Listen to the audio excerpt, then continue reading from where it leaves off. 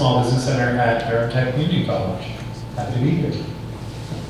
Good evening, everyone. My name is Collis, Arrick. I'm the executive director of the CEED at North Carolina Central University. CEED is the acronym stands for the Center for Entrepreneurship and Economic Development. Go Eagles! Yay!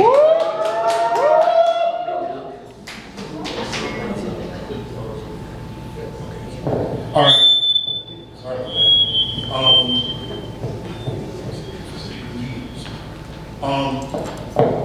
So my name is Richard Brown. I work at Knox Street Studios. So part of what I do is I do the apprenticeship component and helping specifically people of color to try to onboard into that tech space.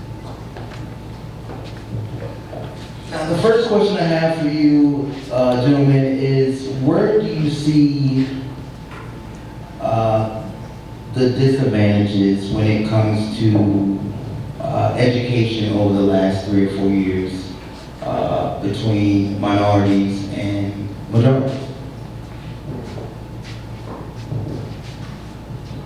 I'll jump in. So, I mean, obviously the pandemic had a huge impact on how people had to adjust to learning environments. Students had to go from an in-classroom experience to an at-home experience, and all of the data and research has shown that it disproportionately affected people of color.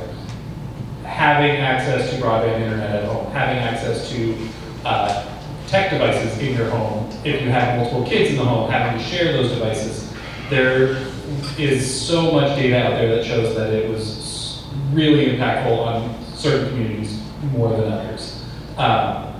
And now we're just starting to see and understand the true impact of that learning loss that occurred. So I think what really is being seen and what needs to happen is just equitable access to all of these services and all of these utilities that should be common to anyone in this country, and yet there's still this major barrier in terms of how we access technology in the home space especially. I would say for me, again, at North Carolina Central University, I've seen things, what Jonathan said, but even pre-COVID, I think that since the demographic of the university and who I'm seeing, these folks are me, right? Many of them are first generation folks who are in college, first ones in family go. What I see firsthand on a daily basis is the economic impact. So many of these students are coming in, they have some hardships that you don't even know. Everyone in the room, I teach a class, and I teach a class there, and I'm seeing everyone has a story, right? So all of them coming in, simply being there is a win, but it's not enough just to get them there. It's enough to keep them there. I think they should have the right to get there and actually focus on their studies, and many of them are actually struggling just to balance their life, the finances of it all. To me, but I told them myself that education piece is just a small part of going to North Carolina Central. It's a marathon, just simply getting through the hurdles of life and living there. That's the biggest disadvantage I see.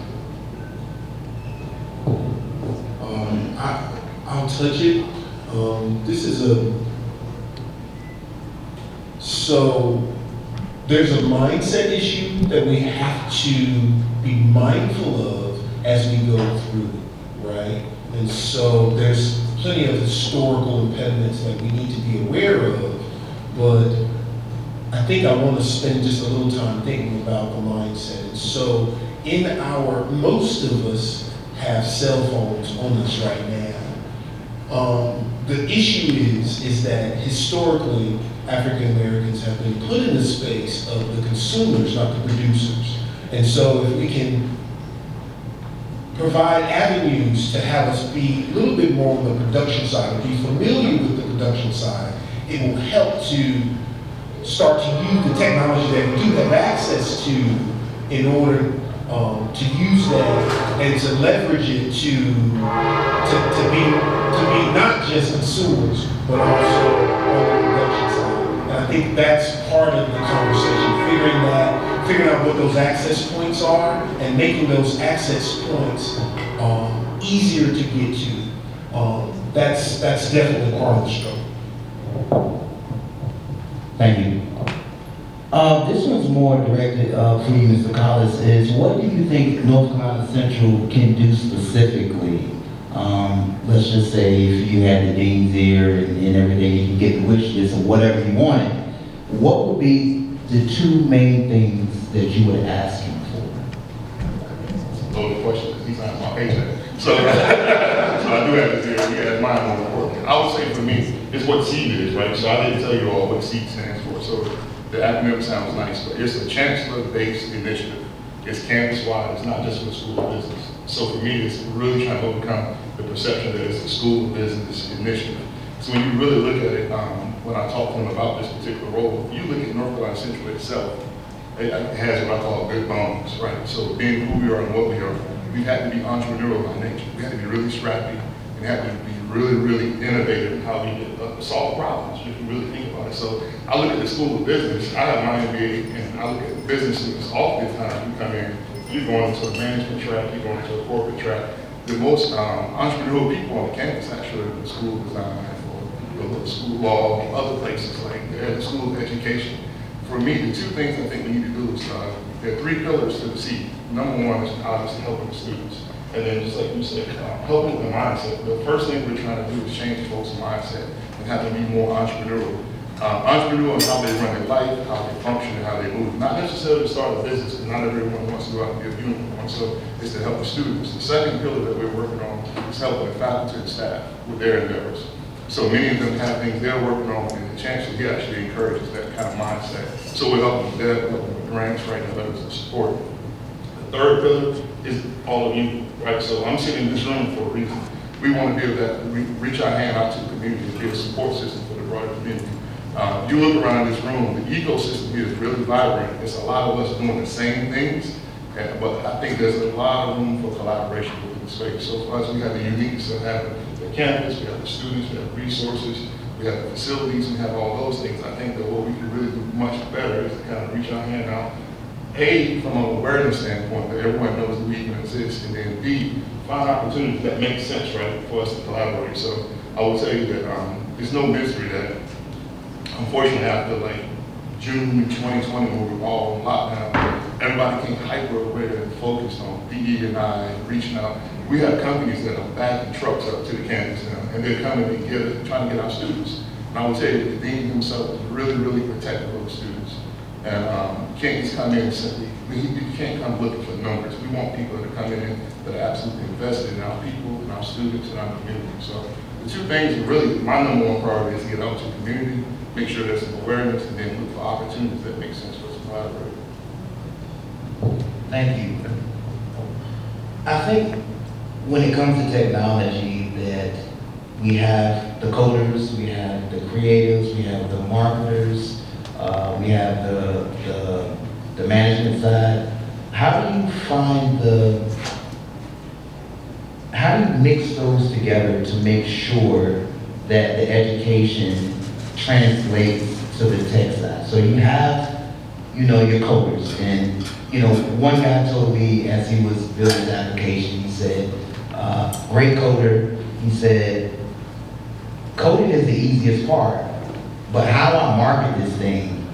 How do I manage this thing? How do I promote this thing? So how can we try to bridge those gaps between the creatives on the education side, right? Whether that's through incubators or boot camps or whatever, to make sure that everybody in the tech space is getting equal access and opportunity to succeed. It's open to anyone. Right? So number one, I got a degree in economics, and so let's talk macro. What's happening macro? Macro as it relates to the triangle area. There's plenty of ecosystem here for development of tech. Then the question is well, are people of color engaged in it, right? Are we accessing it at the right point? If we're not accessing it at the right point, so you may have black coders, but, and to your question, how are they then learning the other skill sets, or are they partnering in order to figure out that piece, right? So if you look at the folks who are scaling, they oftentimes have at least two founders, right? They're oftentimes white males, and then they have some affinity for the stages that they actually get their money. So to me, that question becomes, number one, what type of culture are you building inside so then you can attract the talent? And then number two, how long is your runway, i.e. how much money can you bring into that in order to do the type of work that you're interested in doing, or pivot to the point where you can get to scale? John? I would agree with a lot of that. I also think that the hard truth is that not everyone is cut out to be a business owner, right? That we deal with that a lot with our clients, that somebody will walk in and sit down in my office and they say, I've got this great idea. Okay, who are your customers? How are you gonna build it? How are you, as soon as you start taking them through that kind of step-by-step process of what it takes to build a successful business, there a lot of times people view entrepreneurship as a get-rich-quick scheme, and it's not. It is a lot of work. It's a lot of sleepless nights. It's a lot of grinding away at it to make it successful, and it takes years to get to that point. And I think for people that view it as this kind of fast track to wealth are going about it the wrong way. Collis was talking a lot about mindset, and it's such a huge part of entrepreneurship that if you were to take resources out of it, take the money out of it, no money is available on the table, how would you still be able to push this idea forward? How would you find the way to make this happen? If you are that passionate about it, if you are that committed to this idea, you will figure out how to make it work. That is entrepreneurship. Not, oh, well, I'm gonna go and pitch to some venture capitalists and get them to donate or contribute $2 million to my fund. That helps. That certainly helps a lot. And I just think that there are opportunities for people to come to centers like ours, like the Small Business Center. We have, again, what Collis was saying, a really rich ecosystem of support for entrepreneurs and small business owners. So coming to us and helping or acknowledging that it does take a team, that it does require other people to get involved. Nobody builds these ventures by themselves. And it's okay to ask for help, and it's okay to ask for guidance and to admit that you don't know everything. I used to own my own business. I can do numbers. I am not a numbers person. That would be my first hire if I were to start another business. Get somebody that is really good with finance. I can do the marketing. I can do the strategic planning. That's acknowledge your own strengths. What are you good at? And then hire for your weaknesses. I'm not trying to speak on every topic, but I just want to elaborate on that. I think for me, is one of the number one rules is people not wanting to share their ideas, right? So a lot of folks, you have this idea, you harboring and you keep it to yourself. There are really no real original ideas out there. You got to open your mouth and tell people. So like if you have an idea, but you need a coder, you need a developer, I think coming to events like this and open your mouth and kind of let people know what are you working on so someone can help you. There may be a coder that has no desire to be an entrepreneur. They have the skill that you need to get you to that next point. I think historically speaking, there's a trust factor that we don't want to give our information out. But there are people in this room that if you're working on something right now, they probably have that next piece to get you to that next level. So I would say that part, and I would say within the ecosystem, we have some cleaning up that we have to do too, right? We got to kind of get our own dog food. I think it can become very confusing to new entrepreneurs. Like, who do they deal with? Do they come to me? Do they go to Knox? Who do they go to? I think we got to be really clear about what our core competencies are. Like, I know where we play. I know we're not in that scaling company that's like 50 plus employees or whatever. What I would love to see in this space is some level of warm handoffs. Like, they come to me, I get them to a certain point, I say, hey, at this point, you're in talent, you guys need to run with it because that's your space. I think right now, everybody's like the mixed up chameleon, right? Everybody's trying to do everything. We need to kind of pare it down. What are you good at? Like, is your organization, what is the CEED good at? We do these two things and we do them really, really well instead of everybody trying to do everything. That's an excellent opportunity for me to raise the E3 Durham program, which is designed to do exactly that. It's an SBA-funded program to bring NC Central and Durham Tech and Infinity Bridges and Echo, who's housed here. All of these different entrepreneurial support resources come together, and it's a hub and spoke model. So as an entrepreneur, you enter the program, speak with somebody that Knox Studios is part of that. So sorry, didn't mean to go. But you meet with a navigator, they kind of assess your needs, and then they direct you to the appropriate resource and the person that is going to best serve where you are at that point. And there are mechanisms in place, and it's a pilot program. We're entering our second year of the program. Hopefully it will be continued because there is so much value in having a more connected entrepreneurial support ecosystem. How do we change that mindset, Mr. Arrick? You talked about it a few moments ago about, not wanting to share our ideas and getting past that trauma or those experiences as a culture. And what do you think are some of the ways, because you deal with students like you all the time, and how do we get past that? What are some of those plans and action steps to help with that? That's the age-old question. That's the age-old question, right?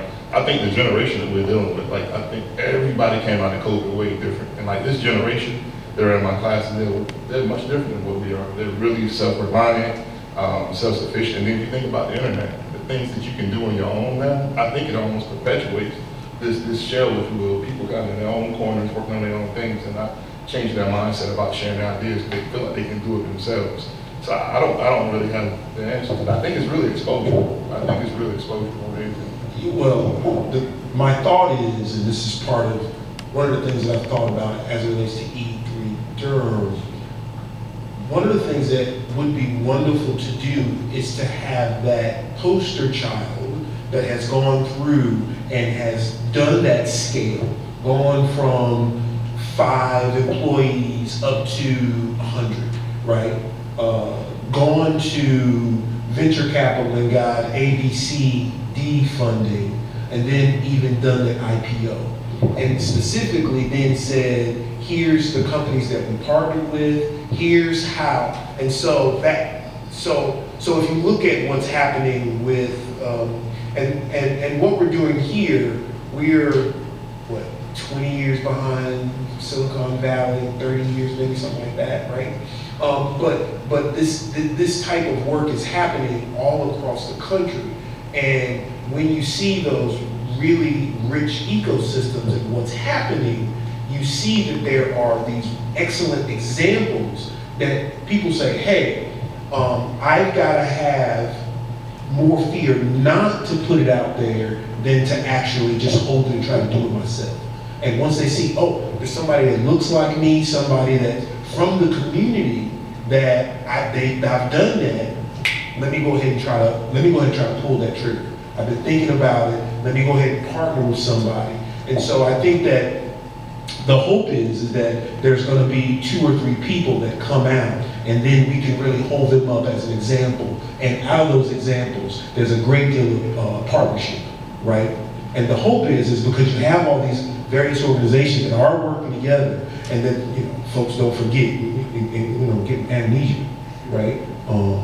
This is how you got there, and then we make sure that all of us, get on the same page and really sing from the same hymnal and say it was the partnerships that made this happen. Future of tech and education, because I think now we've gone away from the 4-year degrees, and I was kind of told that a lot of bigger companies like Apple and Google, they would rather you come in there with a certification with what they want you to learn and focus on, and then they can teach you the rest of the things, but they don't necessarily require you to have a 4-year degree. So where do you see tech and education in the next 5 years? Personally, I think that as we are creating more and more generations that are just born into this tech environment, that tech is just a part of their life from the moment they're born, it's just going to come with kind of an inherent understanding of how it works and how to interact with it and how to evolve it into something more useful or more practical or more, dare to dream, more ingrained in our lives. But I think from an educational standpoint, I think a lot of public education resources need to be devoted to teaching our young people how to properly engage with technology. I think it requires a next level of understanding to get people to understand that this is not just something frivolous. It has power. It has an insane amount of power to create community, to create change. Look at what's happening all over the world, and countries that are under dictatorships are banning Twitter. They're banning social media platforms because they understand the power of what technology can do. And I think the more that we can do to democratize the technology and get it into the hands of those that are looking to affect change in their communities, the more it will become just this ubiquitous part of people's lives. And I'm probably in kind of a dreamland here, but like the lower the barriers will become in terms of accessing these guarded spaces moving forward.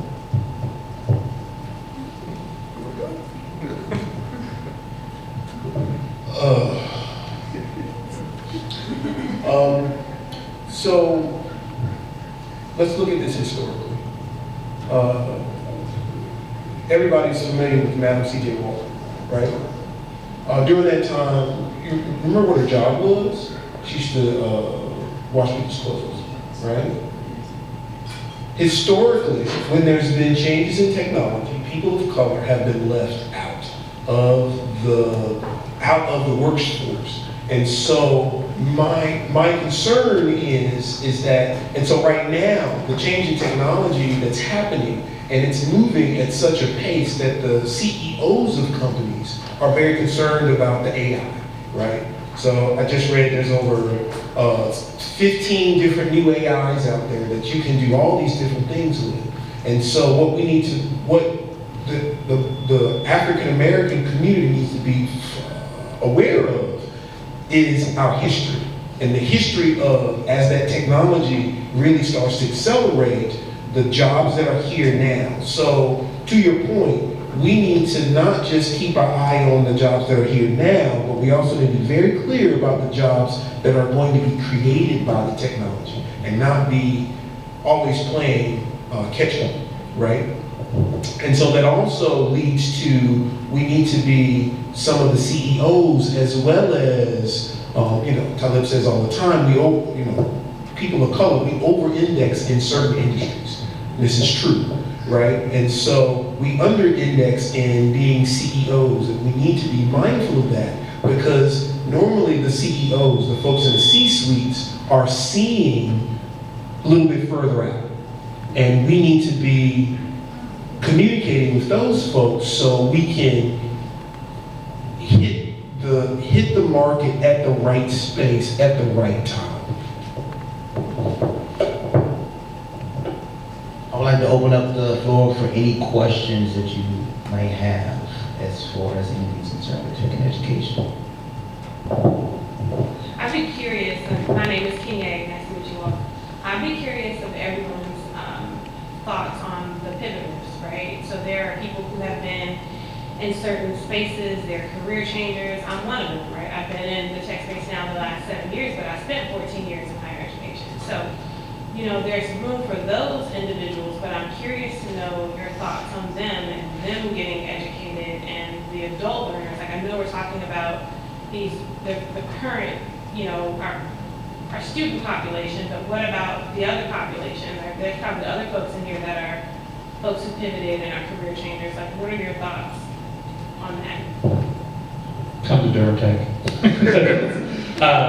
No, well, honestly, one of the things that I really appreciate working for not just a community college, but Durham Tech specifically, is that we are very much focused on how we can create more opportunities for the people of Durham to not just be competitive, but to get these high-paying tech jobs that are moving into the area. And whether it's a short-term certification, whether it's a credential or whatever it is, to your point, Apple is not requiring a 4-year computer science degree.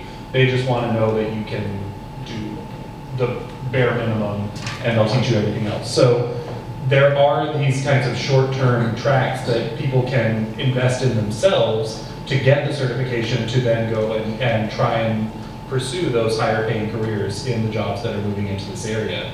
I think there's always, and I am a strong believer that you never stop learning in life. I always tell myself, if I'm ever the smartest person in the room, then I need to go do something else, right? I never want to be that person. I think there's always something more to learn, and there's always someone else to learn from. And I admire the fact that you've been able to pivot in your career. I owned a bagel shop, and now I'm doing small business counseling. I've been through that as well, and it's not easy. And you have to have that kind of self-determination and that willpower to push through and know that the path you're on is the right one. And that's where programs like the community college are there to help you figure out what that looks like. What Jonathan said, but I think that you're going to see forced compliance or change, if you will. Education it has no choice but to change. I think the traditional education as it was is be no more. So the micro-credentials and all the things like that, I can tell you, being in several meetings, they're scrambling right now to try to meet you where you are. The more mature adults, even the younger, more traditional students that are at the university level right now, there has to be a total reboot of how we teach, where we teach. If you look at now, I mean, how we work. So this generation has changed how we work. Many of us are a generation that we never could think of working from home. So like the company I work for, when we all went home for COVID, we went from having 6 global offices all of a sudden to having 780. Because everybody went home to their own kitchen tables or offices, whatever to work from. So I think we're in the middle of this huge pivot as a society. And I think it's just gonna take a little while for education to catch up with it. But to your point, I think we can't shoot where we are. We need to shoot education-wise to where things are going. So the change is actually gonna come from the actual, you guys are consumers, right? If you come back to university, you are the consumers. So I think they're gonna be the ones that actually drive the change and demand more and different. Final remarks from you all, just if you had any words of encouragement or anything that you had to say or were thinking in the moment, what would you say? Oh, sorry. When you talked about the E3 program and the partnership, the different organizations that are all a part of that, and also when you were talking about the need for entrepreneurs to begin partnering, is there any type of database of all the entrepreneurs under those different organizations? And is there any capacity in E3 to begin to subcontract those entrepreneurs to be able to begin partnerships with each other? It's a very complicated question. So part of what we do at the Small Business Center, and not even part of it, everything that we do at the Small Business Center is covered by confidentiality. That's how we're able to do the work that we do and to give our clients the level of counseling that they need. So yes, we do have a database. No, it is not available to the public. And similar with E3, it's all under SBA funding and they do have requirements for confidentiality as well. That said, in my role, if I ever see an opportunity to connect clients where there are those synergies, there are those opportunities, I always try and take advantage of that and let the clients know without revealing that each other are clients of the Small Business Center. Just say, hey, you're selling beer. Hey, you have a bar. Y'all should talk, right? And trying to facilitate those connections because otherwise they may not know of each other, right? And I view that as part of my role is to be that connector, to help some of these small businesses. And it's one of the main strategies that I tell a lot of clients is get out there, talk about your idea, find those ways to engage with other businesses. Again, you don't have to do this all on your own. There's probably somebody out in the community that is doing something that can help you in what you're doing. And just don't be afraid to go out and ask them, or, worst they can say is no, they're not interested. And then you can find somebody else that's doing it as well. So that was kind of a yes. And so part of E3 is also, we have a monthly event called Pull Up at Provident, hosted over at Provident 1898 co-working space in the NC Mutual Life building. It's always on the first Wednesday of the month, and that is built as a networking event for entrepreneurs to come and connect and examine where there may be some opportunities for partnership. I encourage everyone to come. she's talking about adults coming and pivoting and being educated, do you all have a department that kind of leans toward that learner? Or is the expectation that they just enroll in some of the same classes that the students are currently in?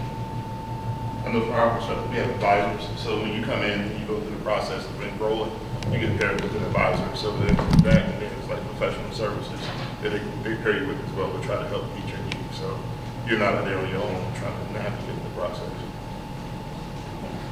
I think a follow-up to that is maybe for what you do, because I think we probably all understand what the universities do, but maybe touching on the pieces of tech that are not necessarily programming and coding, right? Like, there are folks who are at these IT companies that work in HR, like who I just met today, right? But she's in tech, but she works in HR, and she works with recruiters and things of that nature, like the other aspects of tech that are not just the programming and the coding.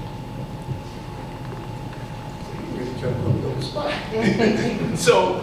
So I think that so I guess to your point, what part of what Knox Street, we're small, but we can pivot to do that type of work. That certainly is, put it this way, we'll be happy to sit down and talk with you and figure out something specifically to kind of work around that. I think there's a need, but oftentimes we have to respond to the community as opposed to say, hey, this is a great idea, let's go out there and do it, or let's find out where that audience is. But I do think there's an audience there. I do think you're right. I do think that there's a lack of, so for the adult learners, you know, if everybody's 18 and you know, 35, 45, you know, where's your tribe, right? Thinking about where their tribe is, thinking about how to bring that, again, kind of that ecosystem, you know, because again, you know, getting into that space is difficult, especially as a person of color. And, you know, one of the questions that you often have is retention. And that's not something that we've talked about yet, right? It's not just getting in the daggone space, it's staying in the space and feeling comfortable in the space. That's one of the reasons why we are thinking a lot about having CEOs. It's because by I guess osmosis, that culture is going to be a little bit different. And it's going to be more open to what you got. But yeah, let's talk offline. One more question from here. Yes. So I'm an educator at North Carolina Central University. I consider myself a K through 20 educator. So the mindset that you all are talking about, a lot of students don't have. So how do we push them into this mindset of not being a user or consumer, but push them into producing with the technology? We ain't got no time for that. We ain't got no time for You that. have to wrap it up in the next 5 minutes. I know, that's what I'm saying, we ain't got no time for that conversation. But that's so how I would start is thinking about the model of the Black church. When you go to the Black church, look, my grandma couldn't sing a lick, but she would play these blocks. And in the Black church, you are empowered to be a part of. And once you are empowered to do that, then people start to try because they feel emboldened to try. In this society, oftentimes we are emboldened to try to be an entrepreneur, or we're not pushed in that, right? You know, the folks who are often entrepreneur are usually somebody in their family has done it before. So of course you'd be like, oh yeah, well my cousin, my stepdad, or my stepmother, or my mother was an entrepreneur. So of course that's something that I want to try. And then you start to hang around other entrepreneurs. You go to events like this, right? And so until we start to give people that safe space, I think we need to think about creating that safe space where they can fail. Because part of the biggest part of being an entrepreneur is failing.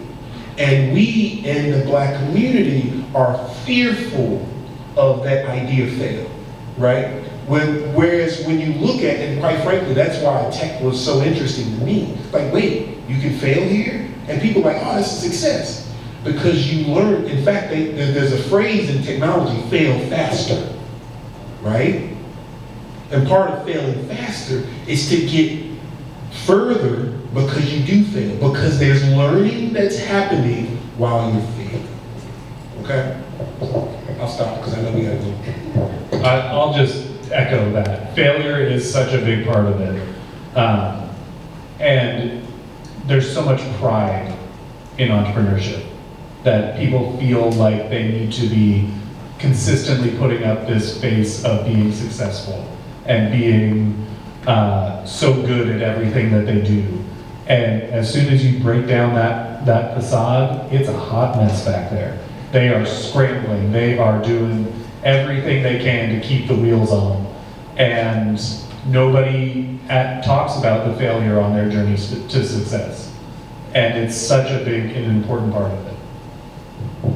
Well, thank you for being here today. And for everyone that did register, we will be emailing out a